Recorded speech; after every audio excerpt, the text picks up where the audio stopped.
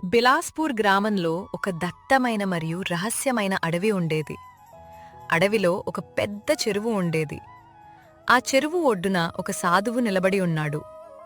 సాధువు పక్కన ఒక దీపముంది. ఆ రోజు గాలులు కొంచెం వేగంగా వీస్తున్నాయి. బలమైన గాలుల వల్ల అడవి వాతావరణం తుఫానులా మారిపోయింది. అంతలో సాధువు పక్కన ఉన్న దీపం నుండి ఒక శబ్దం రావడం మొదలైంది. నన్ను విడిపించండి సాధు మహారాజ్. ఈ రోజు నుండి నేను ఎప్పుడూ అత్యాశపడను మరియు చెడు పనులు చేయను. నాకొక అవకాశం ఇవ్వండి సాధు మహారాజ్. చూప్, అస్సలు మాట్లాడకు. ఇప్పుడు నువ్వు ఈ దీపం లోపలే ఉండాలి. నువ్వు ఈ దీపం నుండి బయటికి రాలేవు. ఇప్పుడు నువ్వు ఎప్పటికీ ఈ దీపంలో బందీ అయిపోయావు. నేను కోరుకునే వరకు నువ్వు ఈ దీపం నుండి బయటికి రాలేవు. వద్దు వద్దు సాధు మహారాజ్, నేను మీ కాళ్ళు పట్టుకుంటాను. నన్ను క్షమించండి. నేను ఈ దీపం లోపల ఉండలేను. నన్ను విడిపించండి. సాధు మహారాజ్ అలా అనగానే ఆ గొంతు బ్రతిమాలుతూ ఏడవడం మొదలుపెట్టింది. సాధు మహారాజ్ ఇలా అన్నారు. సరే, నేను నిన్ను విడిపిస్తాను, కానీ నువ్వు నా ఒక షరతును అంగీకరించాలి. మహారాజ్, మీ ప్రతి మాట నా శిరసావహ్యం. మీరేం చెప్పాలనుకుంటున్నారో అది చెప్పండి. నేను మీ షరతును తప్పకుండా నెరవేరుస్తాను. కేవలం నన్ను దీని నుండి విడిపించండి.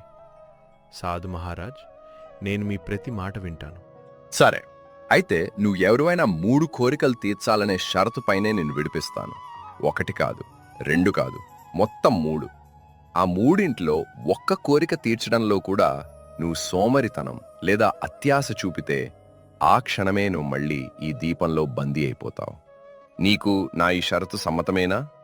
నీకు సమ్మతమైతేనే నేను నిన్ను ఈ దీపం నుండి విడిపిస్తాను. లేదంటే నువ్వు ఇందులోనే పడుంటావు. చెప్పు, ఏం చేయాలో? సాధు మహారాజ్, నేను మీ ప్రతి మాట వినడానికి సిద్ధంగా ఉన్నాను. నేను తప్పకుండా ఎవరివైనా 3 కోరికలు తీరుస్తాను.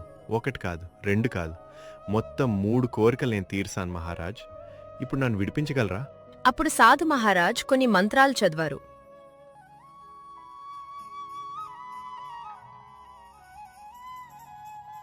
మంత్రోచ్చారణ ముగియగానే దీపం నుండి ఒక నల్లటి దట్టమైన పొగ బయటికి వచ్చింది మరియు ఒక పెద్ద మనిషి కనిపించాడు.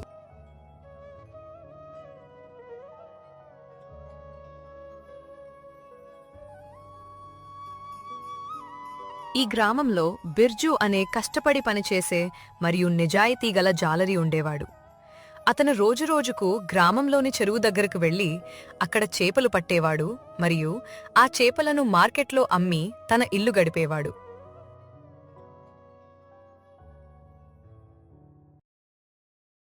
ఒకరోజు అతను గ్రామంలోని చెరువు వద్ద చేపలు పట్టడానికి వెళ్లాడు.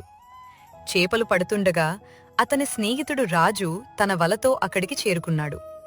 రాజు బిర్జుతో ఇలా అనసాగాడు. అరే బిర్జు, ఏమైంది?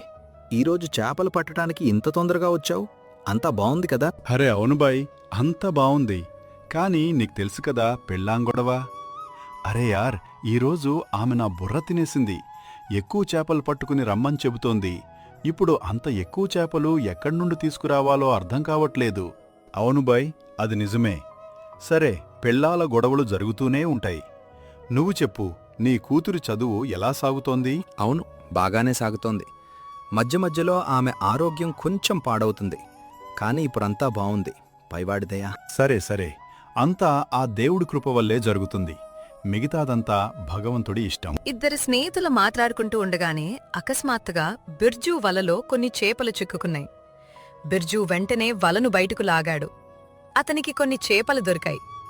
బిర్జు చేపలను సేకరించి పక్కనే ఉన్న మార్కెట్లో అమ్మడానికి వెళ్లాడు.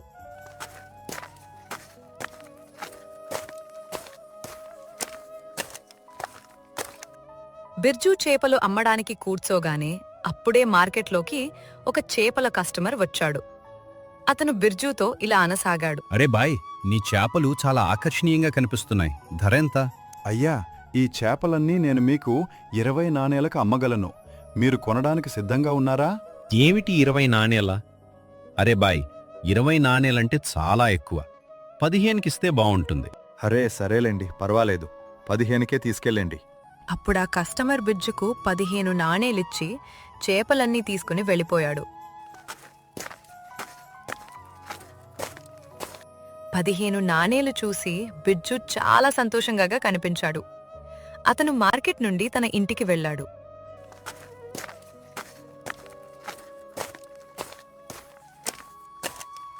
ఇంటికి రాగానే అతను తన భార్య రాణిని సంతోషంగా పిలిచి ఇలా అన్నాడు. రాణియో రాణి, వింటున్నావా? ఇదిగో చూడు, ఈరోజు నేను 15 నాణేలు సంపాదించాను.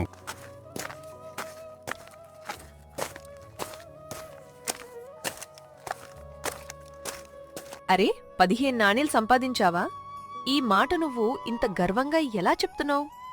రోజుకు 15 నాణేలతో మన ఇల్లు ఎలా గడుస్తుందో తెలీదా? నీకు చెప్తున్నాను బిచ్చు, వచ్చేసారి నుండి నాకు రోజుకు 50 నాణేలు కావలసిందే. ఒకవేళ నువ్వు రోజుకు 50 నాణేలు సంపాదించకపోతే నేను నీకు 2 పూటలా అన్నం పెట్టను. అర్థమైందా? 50 నాణేల మాట వినగానే బిర్జు కళ్ళు తేలేశాడు. మరియు అతను తన భార్యతో ఇలా అన్నాడు. నీ ఆరోగ్యం బాగుందా? నువ్వేమంటున్నావు? రోజుకు 50 నాణేలు నేను ఎక్కడి నుండి తీసుకువస్తాను? మన గ్రామంలో ఒకే చెరువు ఉంది, నది లేదు, వేరే నీటి వనరు లేదు. మరి నేను ఇన్ని చేపలు ఎక్కడి నుండి తీసుకువస్తాను మరియు వాటిని ఎక్కడ అమ్ముతాను? నీ మనసులో అత్యాశ పెరుగుతోందని నాకు అనిపిస్తోంది. కాని రాణి, ఒక మాట గుర్తుంచుకో, అత్యాశ పడేవాడు ఏదో ఒకరోజు తప్పకుండా పశ్చాత్తాపపడతాడు. ఇంకా నాకొక మాట చెప్పు, నీకు ఈ ఇంట్లో ఏం తక్కువైంది? అంతా మన దగ్గర ఉంది కదా. మంచి ఇల్లు ఉంది, తినడానికి మంచి ఆహారం ఉంది, కట్టుకోవడానికి బట్టలు ఉన్నాయి. మరి ఇంకా అత్యాశ ఎందుకు? చెప్పు రాణి, చెప్పు. హే భగవంతుడా, నువ్వు ఎప్పుడు మారతావో ఏంటో. నిన్ను పెళ్లి చేసుకోవడం నా తలరాత. నీలాంటి పనికి మాలినవాడితో నా పెళ్లి ఎందుకు జరిగిందో. చూడు బిజ్జు, నేను ఏమీ వినదలుచుకోలేదు. నాకు రోజుకు 50 నాణేలు కావాలి అంటే కావాలి. నువ్వు దీనికోసం ఎక్కడికైనా దూరం వెళ్ళి చేపలు పట్టు, దొంగతనం చెయ్యి, లేదా ఏదైనా చెయ్యి. కాని రేపటి నుండి ఈ ఇంట్లోకి 50 నాణేలు తీసుకురాకుండా నిన్ను రానివ్వను నేను. ఏ దరిద్రుడితో నా కర్మ అనిపించిందో. అలా కోపంతో గొనుగుతూ రాణి వంటగదిలోకి వెళ్ళిపోయింది.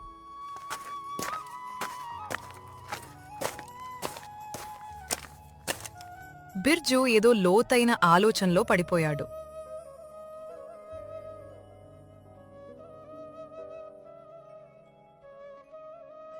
మరుసటి రోజు ఉదయం త్వరగా నిద్రలేచి బిర్జు తన భార్య రాణిని కంగారుగా పిలుస్తూ ఇలా అన్నాడు. రాణి, ఓ రాణి, త్వరగా రా, నీతో ఒక మాట చెప్పాలి.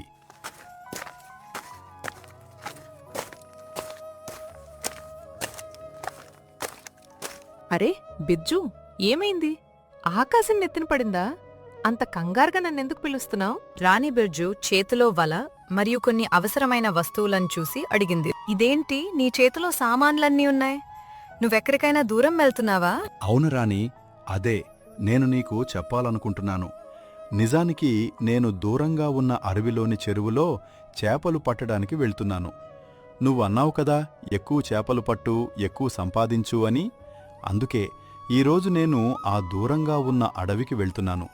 అక్కడ నాకు ఎక్కువ చేపలు పట్టే అవకాశం తప్పకుండా దొరుకుతుందని నాకు అనిపిస్తోంది. ఇప్పుడైనా సప్పుడైనా సంతోషమేనా? ఎక్కువ గాలిలో ఎగరాల్సిన అవసరం లేదు. గుర్తుంచుకో, నువ్వు ఈ రోజు నుండి ఎక్కువ సంపాదించకపోతే నిన్ను ఇంట్లోకి రానివ్వను. గుర్తుంది కదా, నిన్ననే నీకు చెప్పాను. అరే అవును తల్లి, సరే నేను వెళ్తాను. తరువాత బిర్జు చేపల వల మరియు కొన్ని అవసరమైన సామాన్లను తీసుకుని దూరంగా ఉన్న అడవిదారిలో బయలుదేరాడు.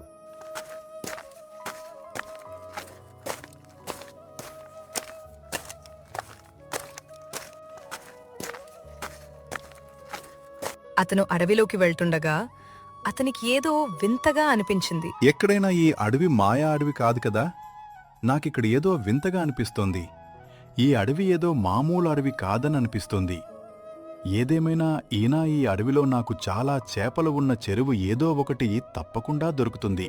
బిర్జు మనసులో సంతోషపడుతూ అడవిదారిలో ముందుకు వెళ్తుండగా అప్పుడే ఒక మూలన ఒక సాధు మహారాజ్ కూర్చుని ఉండడం చూశాడు. అరే సాధు మహారాజ్, వీరి ఆశీర్వాదం తీసుకునే ముందుకు సాగుతాను. బహుశా వీరి ఆశీర్వాదం వల్ల నా సంపాదన పెరుగుతుందేమో. బిర్జు ఆ సాధు మహారాజ్ దగ్గరకు వెళ్ళాడు.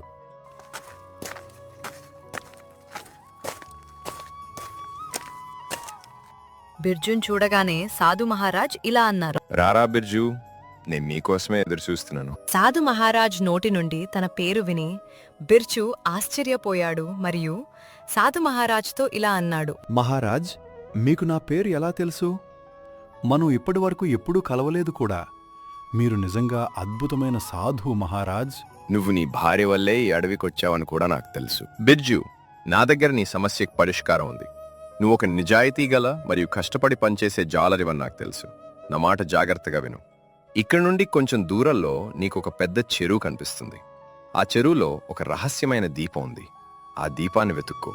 ఒకవేళ నువ్వు ఆ దీపాన్ని కనుగొనడంలో విజయం సాధిస్తే ఆ దీపం నీ జీవితాన్ని మార్చేస్తుంది. మంచిది సాధు మహారాజ్.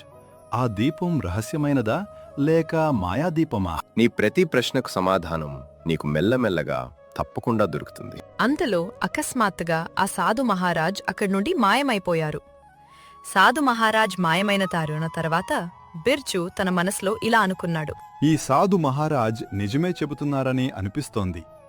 నేను ముందుకు వెళ్ళి ఆ చెరువును వెతికి ఆ దీపాన్ని సంపాదించాలి. ఏమో, బహుశా నా జీవితం నిజంగా మారిపోతుందేమో.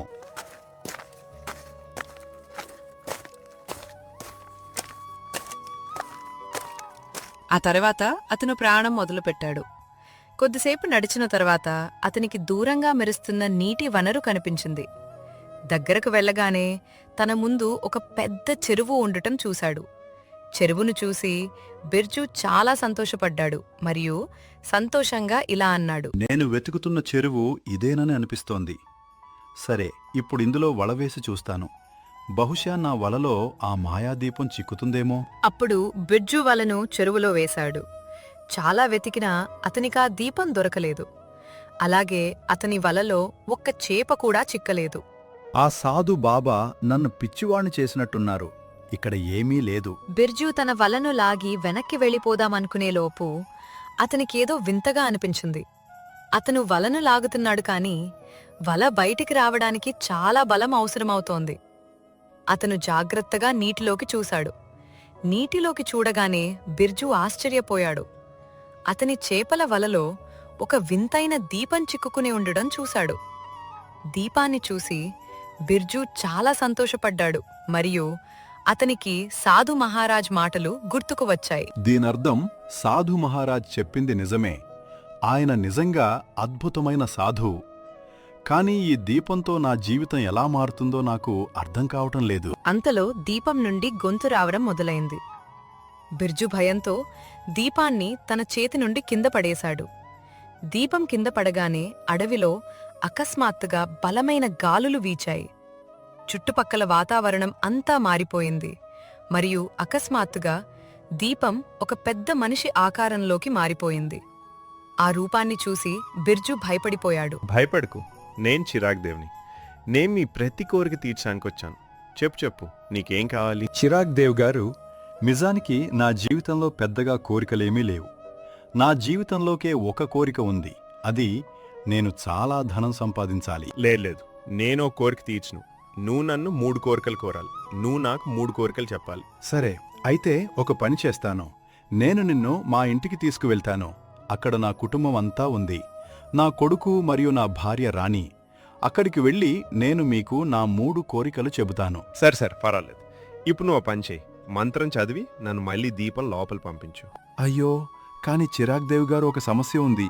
నాకు ఎటువంటి మంత్రం రాదు. ఏ మంత్రం చదవాలో మీరు నాకు చెబుతారా? మంత్రమిదే. తంత్రమంత్ర షడ్యంత్ర, తంత్రమంత్ర షడ్యంత్ర. మంత్రోచ్చారణ చేయగానే చిరాగ్ దేవ్ మళ్లీ దీపంలోకి వెళ్ళిపోయాడు. అప్పుడు బిర్జు తనన మరియు మిగతా సామాన్లను తీసుకుని తన ఇంటివైపు బయలుదేరాడు.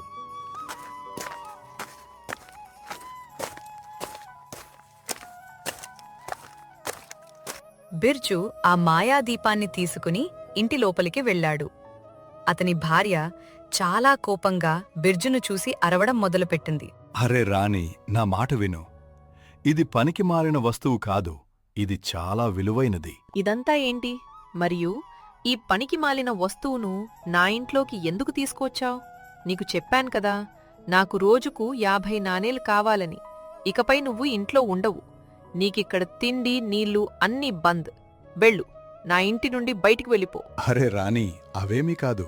నిజానికి జరిగింది ఏంటంటే, తర్వాత బిర్జు తనతో అడవిలో జరిగిన మొత్తం విషయాన్ని రాణికి చెప్పాడు. బిర్జుతో జరిగిన ఆ విషయాన్ని విని రాణి కూడా ఆశ్చర్యపోయింది మరియు ఆమె బిర్జుతో ఇలా అంది. ఏమిటి ఏమిటి నువ్వు నిజమే చెప్తున్నావా? అంటే నిజంగానే మాయాదీపం దొరికిందా? అవును. అరే అవును రాణి, నిజంగానే చెప్తున్నాను. చూడు, నేనిప్పుడు ఇందులో నుండి చిరాగ్ దేవుని బయటకు పిలుస్తాను. అప్పుడు బిర్జు మంత్రం చదివాడు. తంత్రమంత్ర షడ్యంత్ర మంత్రోచ్చారణ చేయగానే దీపమం నుండి చిరాగ్ దేవ్ యొక్క పెద్ద రూపం బయటకు వచ్చింది. చిరాగ్ దేవ్ని ఆ పెద్ద రూపంలో చూసి బిర్జు భార్య మరియు అతని కొడుకు సన్నీ చాలా భయపడిపోయారు. భయంతో వారు వనకడం మొదలుపెట్టారు. అప్పుడు చిరాగ్ దేవ్ ఇలా అన్నాడు. భయపడకండి, నేనిక్కడ మీ అందరి కోరికలు తీర్చడానికి వచ్చాను. చెప్పు బిర్జు, నీ మొదటి కోరిక ఏంటి? చిరాగ్ దేవ్ గారు, నిజానికి నా జీవితంలో ఒకే ఒక కోరిక ఉంది. అదేంటంటే, నా దగ్గర ఎక్కడి నుండి అయినా సరే చాలా ధనం రావాలి. మరియు ఇదే నా భార్య రాణి కోరిక కూడా. మరి మీరు ఆ కోరిక తీరుస్తారా? అవును, ఖచ్చితంగా. ఎందుకు తీర్చును? నా మాట వినండి. ఇక్కడ నుండి దాదాపు 2 మైళ్ళ దూరంలో ఒక దట్టమైన అడవి ఉంది. ఆ అడవిలోకి వెళ్ళగానే మీకు ఒక తెల్లటి చెట్టు కనిపిస్తుంది. ఆ తెల్లటి చెట్టు పక్కనే మీరు తవ్వితే మీకు అక్కడ చాలా ధనం దొరుకుతుంది. దాంతో మీరు ఈ గ్రామంలోనే కాదు, ఈ మొత్తం రాజ్యానికే అత్యంత ధనవంతులవుతారు. చిరాగ్ దేవ్ మాటలు విని రాణి సంతోషంతో పిచ్చిదైపోయింది మరియు చిరాగ్ దేవ్తో ఇలా అంది. మీరు నిజమే చెప్తున్నారా? మాకంత ధనం దొరుకుతుందా? మేము ఈ రాజ్యంలోనే అత్యంత ధనవంతులమవుతామా? అవునవును, నేను ఖచ్చితంగా నిజమే చెప్తున్నాను. అలా చెప్తూ చిరాగ్ దేవ్ మళ్లీ నల్లటి పొగలా మారి దీపం లోపలికి వెళ్ళిపోయాడు. రాణి బిర్జుతో ఇలా అంది. అరే బిర్జు, ఇంకా ఆలస్యం ఎందుకు? మనం ఇప్పుడే ఆ తెల్లటి చెట్టు వేటలో బయలుదేరాలి. ఎందుకంటే ఈ అవకాశాన్ని మనం జారవిడుచుకోకూడదు. తన భార్య మాట విని బిర్జు ఆ చెట్టును వెతకడానికి బయలుదేరాడు. అడవిలో చాలా దూరం ప్రయాణించిన తర్వాత బిర్జుకు దూరంగా ఒక తెల్లటి చెట్టు కనిపించింది. తెల్లటి చెట్టు కనిపించగానే బిర్జు చాలా సంతోషపడ్డాడు మరియు అతని భార్య రాణి చెట్టు పక్కన తవ్వడం మొదలుపెట్టారు. కొంచెం తవ్విన తర్వాత ఇద్దరికీ ఒక వింతైన పెట్టె దొరికింది. దాన్ని తెరవగానే ఇద్దరూ సంతోషంతో షాక్ అయ్యారు. ఆ పెట్టెలో చాలా వజ్రాలు ఉన్నాయి. ఇద్దరూ ఆ వజ్రాలను తమ దగ్గర పెట్టుకుని తిరిగి ఇంటికి వెళ్ళిపోయారు.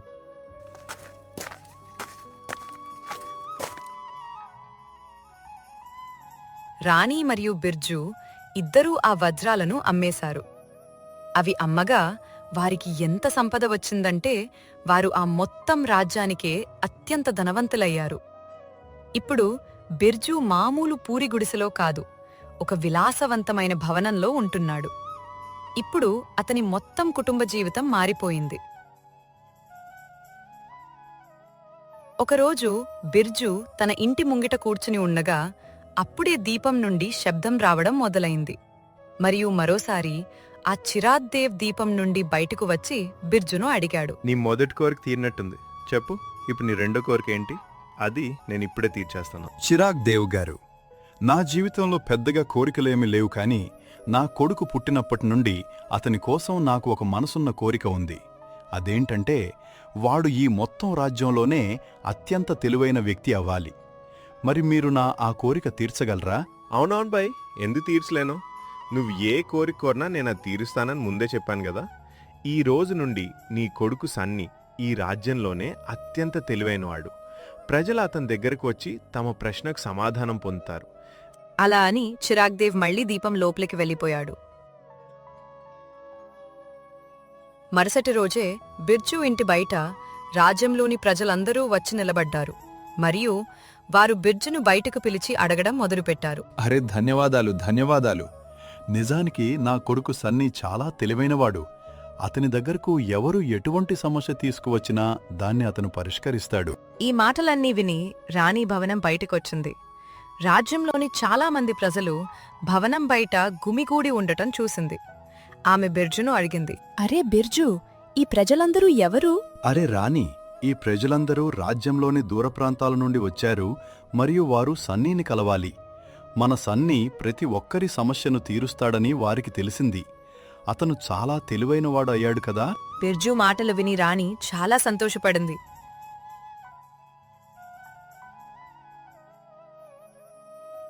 మరుసటి రోజు అకస్మాత్తుగా దీపం నుండి మళ్లీ శబ్దం రావడం మొదలైంది మరియు చిరాగ్ దేవ్ బయటికి వచ్చాడు. చిరాగ్ దేవ్ మరోసారి బిర్జును అడిగాడు. చూడండి చిరాగ్ దేవ్ గారు, ఇప్పుడు మా జీవితంలో ఒకే ఒక కోరిక ఉంది. మీరు చూస్తున్నారు కదా, మాకు వయసైపోయింది కాబట్టి మాకు మళ్ళీ యవ్వనవంతులవ్వాలని కోరికగా ఉంది. మీరు మా ఈ కోరిక తీర్చగలరా? ఖచ్చితంగా. ఆ తర్వాత అకస్మాత్తుగా బిర్జు మరియు అతని భార్య రాణి యవ్వనవంతులు అవ్వడం మొదలుపెట్టారు. రాణి మరియు బిర్జు ఇద్దరూ అద్దం దగ్గరకు వెళ్లి తమను తాము చూసుకున్నారు. తమను యవ్వనవంతులుగా చూసి రాణి సంతోషంతో అరచింది. అరే, మనం మళ్ళీ యవనవంతులమయ్యాము. చిరాగ్ దేవ్ గారు, మీకు చాలా చాలా ధన్యవాదాలు. బిర్జు రాణి చుట్టుపక్కల చూశాడు కాని చిరాగ్ దేవ్ అక్కడ లేడు. కాని అకస్మాత్తుగా బిర్జు వెనుక నుండి ఒక భయంకరమైన శబ్దం రావడం మొదలైంది. బిర్జు మరియు రాణి వెనక్కి తిరిగి చూడగానే వారు చాలా భయపడిపోయారు. వారి వెనుక ఒక వింతైన మరియు భయంకరంగా కనిపించే రాక్షసుడు నిలబడి ఉన్నాడు. ఆ రాక్షసుడిని చూసి బిర్జు భయంతో అడిగాడు. నువ్వెవరివి? ఎవరివి నువ్వు? నా ఇంట్లో ఏం చేస్తున్నావు? నేనెవర్నా? అరే మూర్ఖుడా, నేనెవర్నో కాదు. నువ్వు చిరాగ్ దేవ్ అనుకుని కోరికలు తీర్చుకున్నవాడ్నే. అవును, నేనెటువంటి దేవుణ్ణి కాదు. నేను ఒక భయంకరమైన పురాతన దానవుణ్ణి. నిజానికి నేను నీ కోరికలు కాదు, నా కోరికలు తీర్చుకుంటున్నాను. ఏళ్ల క్రితం ఒక సాధువు నన్ను శపించాడు. ఆ శాపం వల్ల నేను నా అసలు రూపంలోకి రాలేకపోయాను. కాని ఇప్పుడు నేను నీ 3 కోరికలు తీర్చాను కాబట్టి నేను నా అసలు రూపంలోకి వచ్చాను. మరియు ఇప్పుడు మీరిద్దరూ నా ఆహారం కాబోతున్నారు. చూశావా రాణి అత్యాశ ఫలితం? అత్యాశ అనేది చాలా చెడ్డదని నేను నీకు ముందే చెప్పాను. కానీ నువ్వు వినలేదు కదా. ఇప్పుడు చూడు, మనమిద్దరం మన ప్రాణాలు వదులుకోవాల్సి వస్తోంది. నన్ను క్షమించు బిర్జు, అత్యాశ నా కళ్లను కమ్మేసింది. బిర్జు ఆ పెద్ద దానవుణ్ణి జాగ్రత్తగా చూశాడు మరియు అతనితో ఇలా అన్నాడు. ఒక మాట చెప్పు, ఒకవేళ నేను దీపంలో కొంచెం మట్టి వేస్తే నువ్వందులో బ్రతకగలవా? ఏంటి నువ్వేమడుగుతున్నావు? నేను ఒక భయంకరమైన దానవుణ్ణి. నన్ను మట్టి కాదు కదా, నిప్పు కూడా ఏమీ చేయలేదు. అయితే నేను నమ్మను. నీకు ధైర్యం ఉంటే మళ్ళీ ఒకసారి ఈ దీపం లోపలికి వెళ్ళు. అప్పుడు నేను పైనుండి మట్టి వేస్తాను. చూద్దాం నువ్వందులో బ్రతుకుతావో లేదో. నన్నే సవాల్ చేస్తున్నావా? సరే, నేను ఇప్పుడే ఈ దీపం లోపలికి వెళ్తాను. అప్పుడు నువ్వు పైనుండి మట్టి వెయ్యి. చూద్దాం ఎవరు బ్రతుకుతారో ఎవరు చస్తారో. కాని ఒక మాట గుర్తుంచుకో, ఈ దీపం నుండి బయటకు రాగానే మీ ఇద్దరి పని ముగిస్తాను. సరే. అప్పుడా భయంకరమైన దానవుడు ఆ దీపం లోపలికి వెళ్లాడు. బిర్జు తన జేబు నుండి ఒక ఆకులో చుట్టిన మట్టిని తీశాడు. ఆ మట్టిని తీసుకుని దీపంలో వేశాడు. కొద్దిసేపటికి ఆ భయంకరమైన దానవుడు బయటికి వచ్చాడు. కాని ఈసారి అతను కొంచెంగా మట్టిగా మారిపోతున్నాడు. అయ్యా, నువ్వేం చేశావు? నా చేతులు మట్టిగా ఎందుకు మారుతున్నాయి? నువ్వేం చేశావు బిర్జు? అలా అంటూ దానవుడు పూర్తిగా మట్టిగా మారి అంతమైపోయాడు. ఈ దృశ్యం చూసి రాణి ఆశ్చర్యంతో మరియు సంతోషంతో బిర్జునడిగింది. అరే బిర్జు, ఇదంతా ఏంటి? నువ్వేం చేశావు? ఆ దానవుడు మట్టిలో కలిసిపోయాడు. రాణి, నేను మీకు పూర్తి విషయం చెప్పలేదు. ఆ రోజు ఆ సాధు మహారాజు నన్ను కలిసినప్పుడు నా భవిష్యత్తంతా చూశారు. ఆయన నాకు మొత్తం విషయం చెప్పారు. నేను ఎలా దానవుణ్ణి కలుస్తాను మరియు వాడు చిరాగ్ దేవులా నటించి నా 3 కోరికలు ఎలా తీరుస్తాడో చెప్పారు. 3 కోరికలు తీరిన తర్వాత వాడు మనల్ని చంపడానికి ప్రయత్నిస్తాడని కూడా ఆయన చెప్పారు. అందుకే ఆయన ఈ మట్టిని నా చేతికిచ్చి వాడు నిన్ను చంపడానికి ప్రయత్నించినప్పుడు వాడిని సవాలు చేసి దీపం లోపలికి వెళ్ళమని చెప్పమన్నారు. వాడు దీపంలోకి వెళ్ళగానే ఈ మట్టిని దీపంలో వేయమన్నారు. అప్పుడు ఆ దానవుడు వెంటనే అంతమైపోతాడు. బిర్జు, నువ్వు ఈరోజు మన ఇద్దరి ప్రాణాలు కాపాడావు. మరియు జీవితంలో అత్యాశపడటం చాలా చెడ్డ పని అని నాకు గుణపాఠం దొరికింది. బిర్జు మరియు రాణి ఇద్దరూ చాలా సంతోషంగా కనిపించారు. సంతోషంగా ఎందుకుండరు మరి? వారి మీద ఉన్న పెద్ద ఆపద తొలగిపోయింది కదా.